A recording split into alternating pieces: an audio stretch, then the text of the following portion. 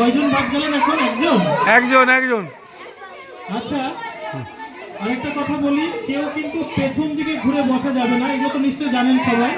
আমি আরো একবার প্রত্যেককে স্মরণ করিয়ে দিই, যেটা বলা হচ্ছে এই নিয়মেই চলবে। যখন মিউজিকটা থামবে, পেছন দিকে ঘুরে আসলে সে কিন্তু ডিফল্টার হবে, অর্থাৎ তাকে সে এমনি বাদ যাবে। পেছন ঘুরে বসা যাবে না, আপনি সামনে এক পা ঘুরে এসে বসতে পারেন, ঠিক আছে? আর একটু সাবধানে থাকবেন, কেউ বসে পড়তে গেলে বা দুজন ধাক্কাধাক্কি করে আবার পড়ে যাবেন না। আর এই বাচ্চাদের বলছি, তোমরা পা ঝুলিয়ে এখানে বসবে না, কেউ থাকবে না, বারবার মানা করছি। ঘুরতে গেলে পায়ে বেঁধে কেউ পড়ে যেতে পারে, ওই ব্যাগটাকে একটু সরিয়ে দিতে হবে পেছন দিকে, ঠিক আছে? সবাই রেডি? আবার শুরু হচ্ছে।